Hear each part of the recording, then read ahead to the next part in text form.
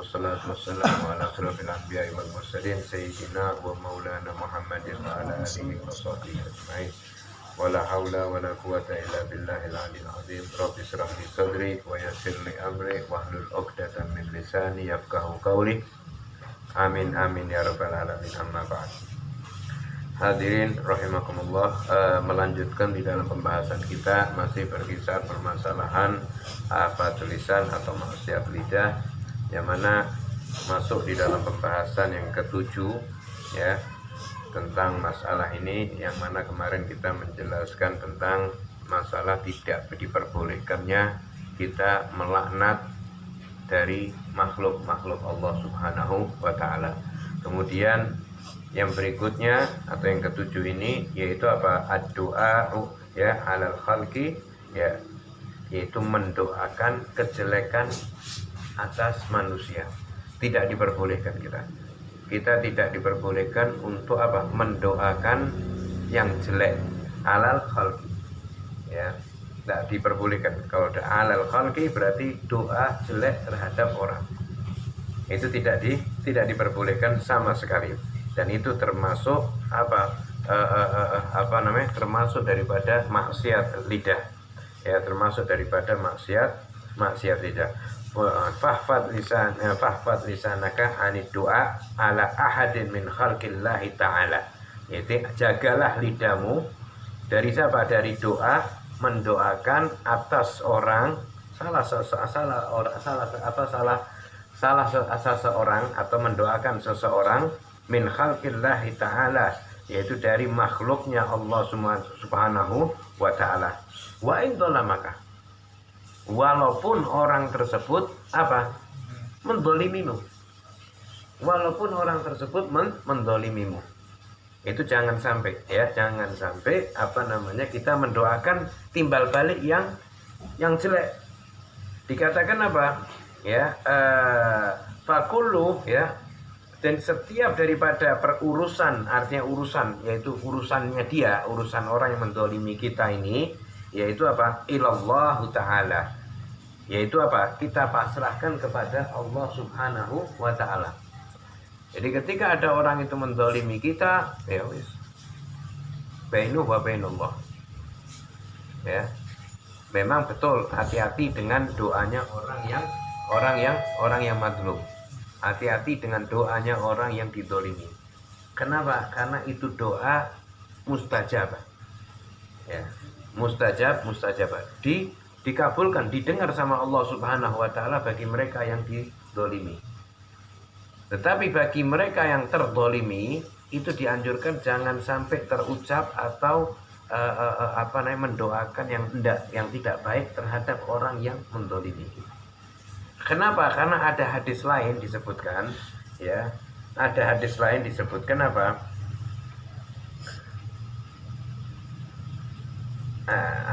Inna madluma la yad'una ala zalimihi hatta yukafiyahu. Yaitu dikatakan sesungguhnya orang yang mazlum, orang yang terzalimi, sungguh dia kalau berdoa kepada orang yang dizalimi, orang yang mendolimi, ya, jadi ada orang yang terdolimi, dia berdoa, ya, berdoa dengan kebinasaan atau doa yang tidak baik kepada orang yang mendolimi, maka apa? Maka sampai dia apa? Doanya itu ditimpakan kepada orang yang mendolimi. Betul. Ya, jadi apa, doanya itu dikabulkan sama Allah untuk ditimpa. Tetapi perlu kita ketahui, dikatakan summa yabqa lidzalimin fadlun indahu yutalibuhu bihi. Dikatakan yaumal qiyamah. Dikatakan sehingga apa? Tersisa apa?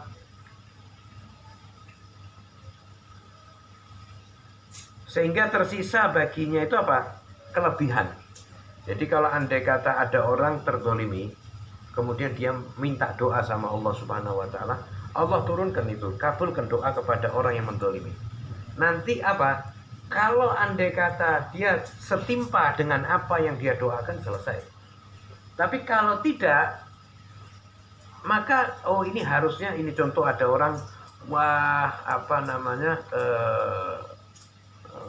melarikan uang kita waliyadzubillah, atau mengganggu kita dan lain sebagainya. Kemudian kita merasa terdolimi, kemudian kita doa celakakan ini orang, hartanya dan lain sebagainya dan sampai dia meninggal.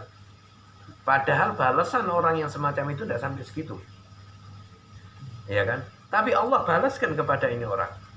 Tapi ada kelebihan daripada balasan ini, nanti yang akan mikul orang yang mendoakan tidak baik ini tadi, orang yang terdolimi tadi. Jadi orang yang mendolimi itu nanti di hari kiamat dia menjadi orang yang terdolimi gara-gara doa kelebihan itu tadi. Paham itu maksudnya ya? Jadi walaupun bagaimanapun jangan sampai terucap. Ya sudah, Allah Subhanahu wa taala amrun, fawat amru ilallah. Artinya dipasrahkan semua kepada Allah Subhanahu wa taala. Artinya Allah tidak tidur. Ya. Allah tidak merem, artinya tidak tidur. Sehingga Allah tahu mana balasan yang tepat ini orang. Nanti ketika di hari kiamat akan diminta pertanggungjawaban. Engkau mendolimi si fulan. Kemudian apa? Allah minta ini orang untuk apa? Untuk dikembalikan untuk meminta balasan. Seperti apa? Allah minta pahalanya ini orang. Orang yang mendolimi tadi diminta pahalanya untuk semacam kepada orang. Kalau dia punya pahala tidak mencukupi, maka apa? Allah timbal balikkan, yaitu dosa orang yang didolimi tadi dibalikkan kepada yang mendolimi. Sampai orang ini merasa puas. Sehingga apa? Orang yang mendolimi ini tidak mempunyai amalan, malah dosanya yang menumpuk. Maka dikatakan ittaqud dzulma fa inna dzulumatun yaumal qiyamah. Waspadalah dengan perbuatan dolim, karena sesungguhnya perbuatan dolim itu nanti kegelapan di hari kiamat. Tidak ditahu kegelapan di hari kiamat. Maksudnya apa? Yaitu tadi, ketika dia dituntut untuk kepada orang yang didolimi dulu di masa di dunia, yaitu apa? Dengan apa? Diambilkan pahala orang yang mendolimi ini tadi sampai merasa cukup. Kalau si yang didolimi itu belum merasa cukup, maka apa? Diambillah dosa yang orang yang didolimi itu diberikan kepada orang yang mendolimi. Terus sudah cukup, merasa cukup. Sehingga apa? Apa amalan dia? Jadi waspada, hati-hati dengan perbuatan zalim. Tetapi bagi kita jangan sampai gampang mulut kita ini mendoakan yang tidak baik. Mendoakan kepada apalagi sesama ikhwanul muslimin, artinya sama saudara-saudara kita se-Islam, atau lebih-lebih kerabat, teman dan lain sebagainya. Itu jangan sampai kita terlontar di dalam mulut kita ini, yaitu mendoakan daripada perkara yang tidak baik. Bahkan dikatakan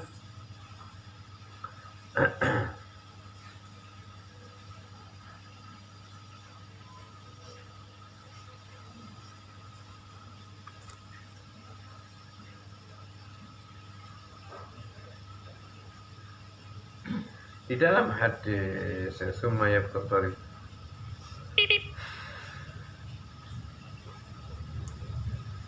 itu Abu Yaumul Qiyamah. Nah, wa tawala ba'dun nasi lisanuhu 'alal hajat. Sebagian orang ini selalu lisannya itu menyerang daripada Hajat. Hajat ini seorang pemimpin, dikenal dengan pemimpin yang dolim.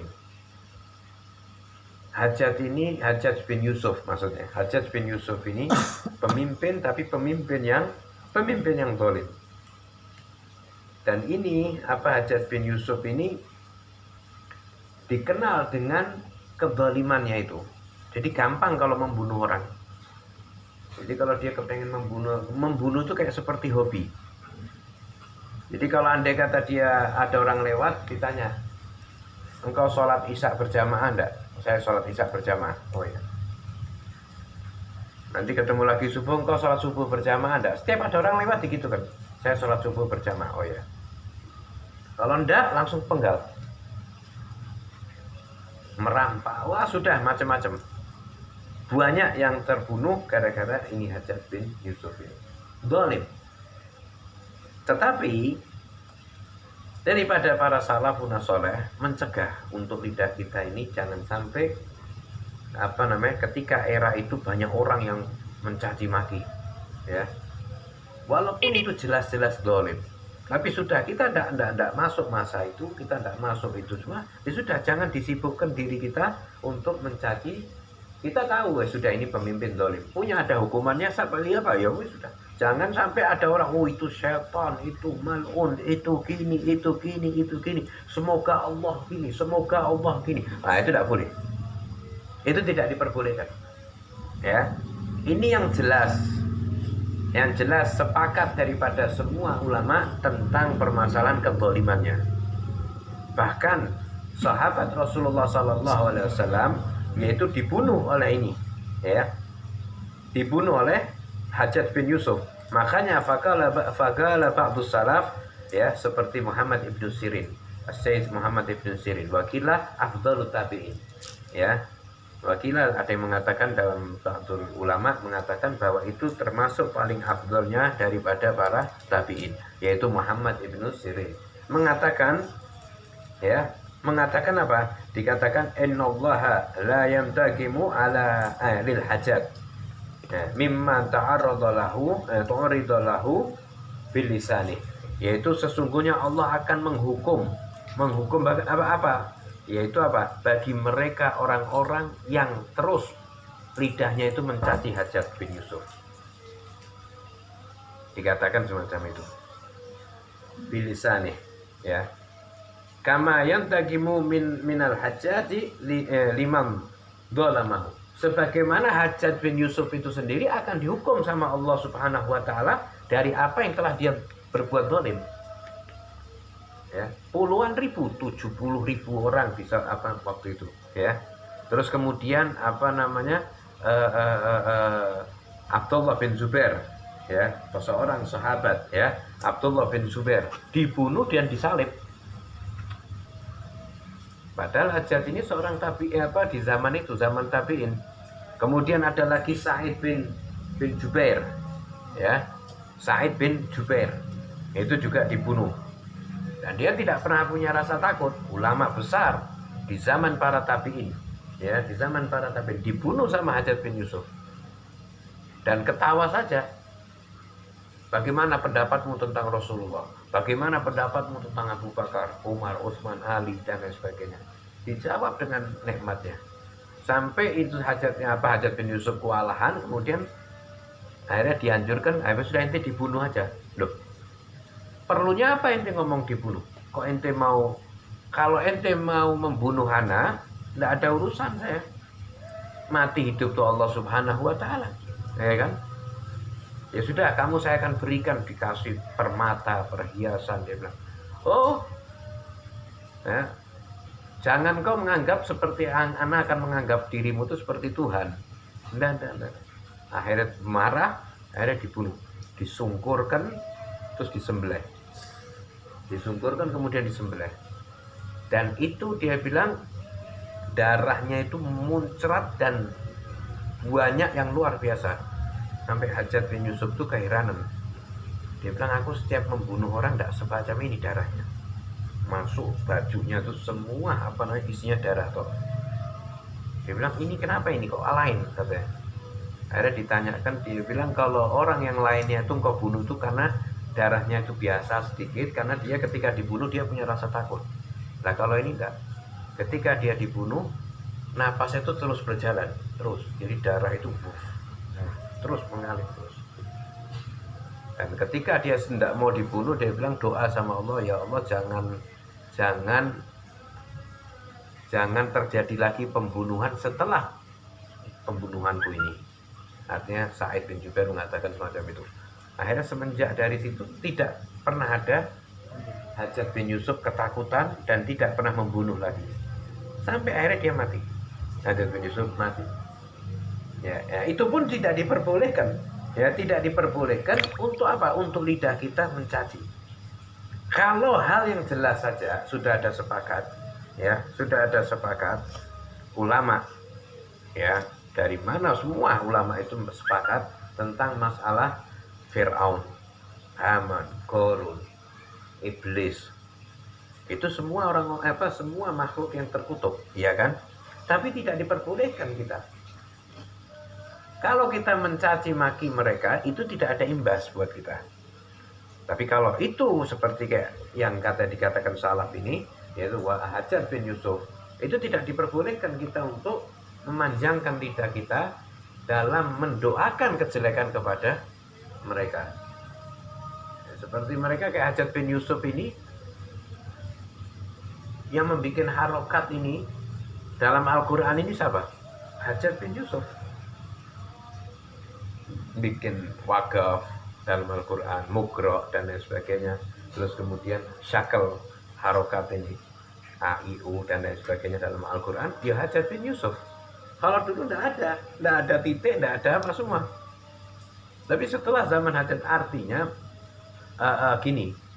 bukan terus kemudian dia pemimpin dolim, terus kemudian dia melakukan hal yang baik, kemudian tetap ada semua balasannya indallah. Tetap ada semua balasannya di sisi Allah Subhanahu wa Ta'ala. Lebih-lebih sesuatu yang tidak ada pendapat ulama tentang kemurtadannya atau kedolimannya, ya, itu tidak diperbolehkan orang mencaci maki, bahkan melaknat atau mendoakan yang tidak baik. Karena doa ini akan nanti naik. Nanti setelah itu naik, kemudian diturunkan kepada orang yang didoakan. Kalau dia tidak pas dalam menerima doa itu, nanti akan dikembalikan kepada si pendoa tadi. Jadi jangan, maksudnya gampang kita mendoakan yang tidak baik. Tetapi kalau andai kata kita mendoakan yang baik, ya, itu yang mengamini siapa? Malaikat. Wala kamitslu dzalik. Semoga amin, ya, dan semoga engkau seperti apa yang kau mintakan buat si fulan itu. Nah, itu artinya sama. Itu bagi mereka, orang-orang yang jelas. Kayak seperti ada kelompok seperti Syiah, ya. Mereka caci maki para sahabat Nabi, ya kan? Mereka caci maki istri-istri Nabi. Yang jelas-jelas ada nas dalam Al-Quran, yang jelas-jelas dia dapat keistimewaan, yaitu dalam surganya Allah Subhanahu wa Ta'ala. Allah ridho kepada mereka, mereka pun ridho, radhiyallahu anhu wa radhu'an, ya, dan Allah ridho, mereka pun ridho kepada Allah Subhanahu wa Ta'ala, dan dijamin mereka itu dengan surganya Allah Subhanahu wa Ta'ala, ya toh. Ini masih mereka mau berani mencaci maki para sahabat Rasulullah Sallallahu Alaihi Wasallam. Tapi hati-hati, ya, hati-hati. Kenapa dikatakan ya Allah fi ashabi, man sabba ala ashabi fa alaihi la'natullah wal malaikah wan nasi ajmain. Hati-hati dengan para sahabatku, kata Rasulullah Sallallahu Alaihi Wasallam. Barang siapa yang mencaci maki para sahabatku, maka bakal dia mendapat laknat Allah, laknat malaikat, dan laknat manusia semuanya. Hati-hati dengan hal itu. Jangan kita gampang merendahkan, bahkan mencaci daripada para sahabat. Semua yang sudah nas qat'i daripada para ulama, para sahabat, ketika meninggalnya Rasul, 124.000 sahabat Rasul yang ditinggal oleh Rasulullah Sallallahu Alaihi Wasallam. Dan sebagian mengatakan, daripada sebagian ulama mengatakan, kenapa laknat Allah akan turun kepada mereka, dan apa dampaknya daripada laknat itu? Dikatakan laknat Allah ini satu, itu ketika terkena pada diri seseorang, waliyadzubillah, laknat ini akan mempengaruhi sampai 7 turunan. Terus kadang orang ini kena imbas dari orang tuanya. Orang ini kena imbas daripada orang tuanya. Nah ini, makanya kita ini selalu, ya, diminta untuk kembali, ayo kembali ke jalan Allah, kembali jalan Allah, ya, kenalilah dengan hal itu. Sehingga apa? Kalau sudah tobat, at-taibu kamalah dan balah, orang yang bertobat kembali kepada jalan Allah itu seperti mereka yang tidak punya dosa. Tapi kalau dia tidak kembali kepada jalan Allah, itu nanti dampaknya. Kalau dia melakukan perkara yang menjadikan laknat Allah itu turun dan dia tidak tobat, ya nanti kena imbas. Itu yang perlu kita ketahui. Jangan sampai gampang daripada lidah kita mendoakan ya kepada mereka orang yang makhluknya Allah Subhanahu wa taala. Jadi tetap Allah Subhanahu wa taala, kalau mereka yang mendolimi bukan selesai, tetap dia akan mendapatkan balasan dengan kedoliman itu tadi. Tapi bagi mereka yang seperti yang dikatakan Ibnu Sirin, bagi mereka yang mencaci seperti kayak Hajjaj bin Yusuf, dia caci, dia akan mendapatkan balasan dari Allah Subhanahu wa taala, yaitu siksaan dari Allah Subhanahu wa taala, sebab karena lidahnya itu mendoakan atau mencaci daripada Hajjaj bin Yusuf. Tetapi Hajjaj bin Yusuf tetap kena siksa dari Allah Subhanahu wa taala. Nah, ini penting yang kita pahami. Semoga jadi manfaat ya. Allahumma yuftah alaina wa alaikum futan arifin wa yufaqihna fid din wa aliman tahwil wa dina ila sabil wa anna ma yakhtim lana wa lakum bil husna ba'da dhulul umur bi ta'atillah wa jal umuruna ruqa